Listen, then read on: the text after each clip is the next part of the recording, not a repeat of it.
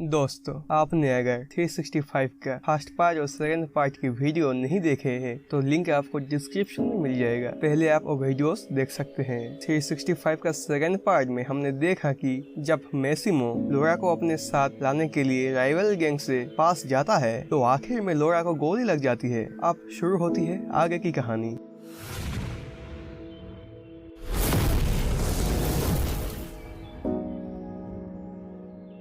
Movie start होती है तो हम देखते हैं मैसिमो और उसके राइवल गैंग आदमियों को एक फ्यूनरल में देखते हैं और आगे हमें समझ आता है कि मैसिमो का भाई और एना उस एक्सीडेंट में मारे जा चुके थे। यहाँ मैसिमो सामने खड़े आदमियों से पूछते हैं ये कौन सा इलाका है। ये सिसिली है, यहाँ पर दोबारा मत देखना। ये सब सुनने के बाद नाचो और उसके आदमी वहाँ से चला जाते हैं। सीन यही काट होता है। फिर हम मैसिमो और लोरा को अपने बेड पे रोमांस करते हुए देखते हैं। इनकी बात सुन के हम समझ पाते हैं कि सही वक्त पर ट्रीटमेंट मिलने से लोरा अच्छा हो गया था और अब मैसिमो लोरा का तबीयत को लेकर बहुत ही होने लगते हैं। बेडरूम से निकलने के बाद लोरा जब खाना खाने जाती है फिर उसका फ्रेंड ओल्गा भी उसको ख्याल रखने के लिए कहता है और लोरा ये बात सुन के गुस्सा करने लगती है क्योंकि उसको ये सब अच्छा नहीं लगता था। वो खुलकर अपनी जिंदगी जीना चाहती थी। फिर ये दोनों मैसिमो को बिना बताए घूमने के लिए चला जाते हैं। फिर वो लोग एक अच्छे से रेस्टोरेंट में जाकर लंच करते हैं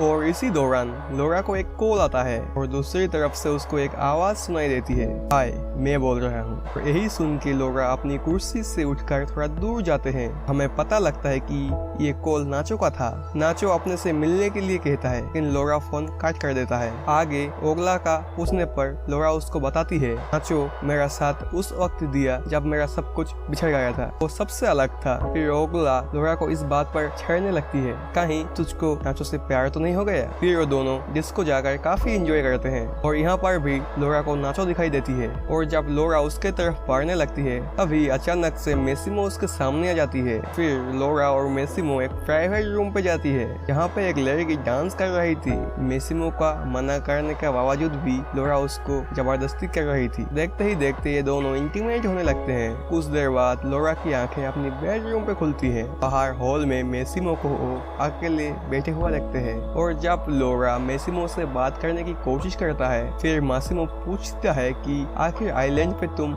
नाचो के साथ क्या किया था और तुमने मुझे अपने होने वाले बच्चे के बारे में क्यों नहीं बताया था। तो लोरा उसे समझाने की कोशिश करता है, नाचो के साथ मैं कुछ भी गलत नहीं किया, बच्चों वाली बात इसलिए मैंने तुझसे छुपाई किसी से तुमसे लड़ाई ना हो। और मैसिमो इस वक्त नशे में था, अभी भी लोरा पर गुस्सा कर रहा था। वो अपने गुस्से को कंट्रोल में रखने के लिए कांच को ग्लास को जमीन पर मारता है और यहाँ पर लोरा को एक फ्लैशबैक का सीन याद आ रहा है। जब लोरा का गलती से जमीन पर कुछ कांच का गिर गया था, नाचो ने आगे बढ़कर उसको प्यार से उठाया था और वहाँ से दूर कर दिया था कि कांच उसका पैरों में न लगे। और कुछ देर बाद ही लोरा को नींद आ जाती है। सपने में नाचो के साथ उसको इंटीमेट होने दिखाई देती है। लग रहा था कि नाचो को चाहने लग गया है। जैसे जैसे दिन बीतता है वैसे वैसे मैसिमो और लोरा का बीच का रिश्ता खत्म हो चुका था और अब लोरा खुद को बिजी रखने के लिए अपने बिजनेस पे फोकस कर रही थी। ऐसे ही एक दिन मैसिमो अपना माइंड रिलैक्स करने के लिए नाइट क्लब में जाता है। वहाँ पे वो कुछ लड़कियों के साथ एंजॉय करने लगती है। बीच में ही उसको लोरा का याद आ जाती है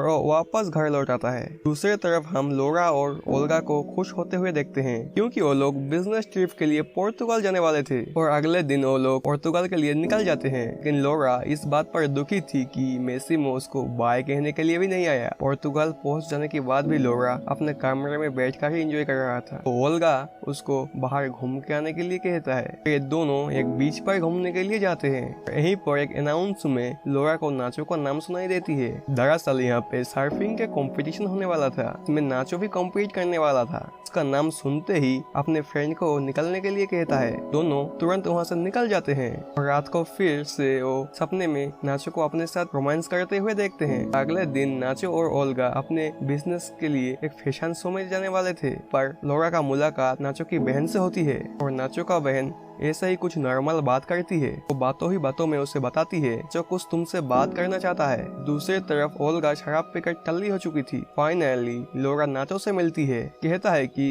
तुम्हारे आने से पहले सब कुछ कितना परफेक्ट था। तभी लोरा ना चाहते हुए भी उसे किस करने से नहीं रोक पाती। नाचो उसे कहता है कि मुझे तुमसे प्यार हो गया है, कहते हुए उसे अपने घर ले जाती है। कुछ देर के बाद वो लोग रोमांस करने लगती है। अगले दिन सुबह जब लोरा अपने घर के लिए लौटने के लिए आती है, नाचो उससे पूछता है तुम अगर वापस नहीं जाना चाहती है आने की जरूरत नहीं है। अभी लोरा सोचने के लिए उससे कुछ टाइम मांगती है। यहाँ पर नाचो ये भी रिवील करता है तुम्हें गोली मारने की बात एना मैसिमो को भी गोली मारने वाली थी, लेकिन मैंने ऐसा नहीं होने दिया। मैं ये नहीं चाहता है कि तुम मुझे इसलिए नहीं चुनो कि तुम्हारे पास कोई रास्ता नहीं है, बल्कि तुम मुझे इसलिए चुनो कि तुम मेरे साथ जिंदगी गुजारना चाहती हो। और जब लोरा अपने रूम पे लौटती है, वहाँ पर मैसिमो बैठा दिखाई देती है। मैसिमो उससे पूछता है कि तुम कहाँ थी। लोरा झूठ बोलते हुए कहता है कि मैं कुछ सोचने के लिए वॉक पर गई थी। ये सुनकर मैसिमो चिल्लाते हुए कहता है मुझसे झूठ मत बोलो। उससे नजर तक मिला नहीं पा रही थी और वो ये कहते हुए ऊपर जाने लगती है कि मैं चाहती हूँ कि हम दोनों का डिवोर्स हो जाए। ये सुनकर मैसिमो काफी शॉक्ड हो जाती है, कहता है कि तुम्हारी काली दुनिया ने हमारी दोनों जिंदगी खराब कर दिया है, हमारे लिए मेरे लिए अब वक्त ही नहीं है। ये सुनकर मैसिमो ज्यादा सवाल न करते हुए इसलिए वापस लौट जाता है और जाने के पहले वो लोरा के लिए एक लेटर छोड़ जाता है। वो लेटर पढ़कर लोरा फूट फूट कर रोने लगती है, क्योंकि उसको भी समझ नहीं आ रहा था वो किसके साथ चले, अपनी फीलिंग के साथ या अपने मैरिज के साथ। लोरा ओल्गा से कहती है कि मुझे सोचने के लिए कुछ वक्त चाहिए। इसके बाद लोरा सोचने के लिए अपने पेरेंट्स के पास चली जाती है। उसके मॉम डैड भी समझ चुके थे लोरा जरूर कुछ परेशानी में थे। लोरा से अपनी परेशानी पूछने पर अचानक से अपने माँ को कह देती है शायद मुझे प्यार हो गया है। अपने वो सिचुएशन अपने पेरेंट्स को एक्सप्लेन करने लगती है। कि सारे बातें सुनने की बाद लोरा की माँ उसे बताती है कि हमारा रिश्ता पिछले 35 सालों से क्यों टिका हुआ है। इसका सिर्फ एक ही खास वजह है, अगर चाहती हो कि तुम्हारा रिश्ता भी टिके रहे तो जरूरी है तुम्हारा खुद गर्ज होना। जो औरत सिर्फ अपने पति को खुश करने में लगी रहती है वो खुद कभी खुश नहीं रह पाती है, न ही कभी उसका पति खुश रहेगा। रात को सोने के टाइम पे लोरा एक अजीब सी सपना देखता है। वो अपने आप को लोरा और मैसिमो और नाचो के बीच रोमांस करते हुए देखते हैं। अगले दिन जब वो डेट के साथ घूमने के लिए जाती है, उस टाइम उसको ओल्गा का कॉल आता है। ओल्गा काफी घबराई हुई थी। वो बताती है कि मैसिमो काफी गुस्से में है, उससे नाचो और तुम्हारा बीच का सारा सच पता चल चुका है। ओल्गा उसे कहता है प्लीज तुम कहीं छुप जाओ, नहीं तो मैसिमो तुम्हारे साथ साथ मुझको भी मार डालेगा। लेकिन लोरा वापस सिसिली आने का फैसला करती है। वो कहती है कि मैं अपने ही पोती से डरने नहीं वाली, मैं आ रही हूँ। और जब लोरा सिसिली टैक्सी के लिए रुकती है तब वो ड्राइवर का जगह नाचो को देखती है। नाचो कहता है कि हमारा बीच और मैसिमो के बीच एक समझौता हुआ था कि हम कभी भी उसके इलाके में नहीं घुसेंगे, लेकिन तुम्हारे लिए मुझे यहाँ पर आना पड़ा। दरअसल वो लोरा से बात करना चाहता था, इसीलिए लोरा भी उसके साथ चलने के लिए राजी हो जाती है। और जाते हुए रास्ते में नाचो उसको अपने फीलिंग्स के बारे में बताती है। कहता है कि मुझे तुमको पहली बार देखते ही प्यार नहीं हुआ था, पहले तुम मुझे पसंद आई थी। तुम्हारा गुस्सा, तुम्हारा जिद्दी और आरियल नेचर पसंद आया था। जब तुम हंसती हो, गुस्सा होती हो, तुम्हारी हर एक चीज मुझे पसंद है। लेकिन लोरा उसको और भी टाइम लेने के लिए पूछती है, जिस पर नाचो भी मुस्कुराते हुए कहता है कि मैं इंतजार करूंगा। इसके कुछ देर बाद ही लोरा अपने घर पर पहुंचती है, जहां पे गुस्से में मैसिमो उसका ही इंतजार कर रहा था। किसी तरह से अपने को शांत करता है और लोरा को कहने लगता है जब तुम मुझे मिली थी उस वक्त मेरी जिंदगी बदल गई थी। उसका बात सुनकर लोरा को समझ आता है कि उसका नाचो का जो संबंध था उसको मैसिमो पहले से ही जानता था। जब से वो नाचो से मिली थी तब से लेकर आज तक उनके बीच क्या क्या हुआ, मैसिमो को हर एक बात की खबर थी। लेकिन मैसिमो जानबूझकर लोरा को कुछ भी नहीं कहा। और लोरा का पूछने पर मैसिमो कहने लगता है बचपन में मेरे डैड मेरे लिए एक किताब पढ़ा करते थे और उनकी कई कुछ लाइंस मुझे आज भी याद है। अगर वाकई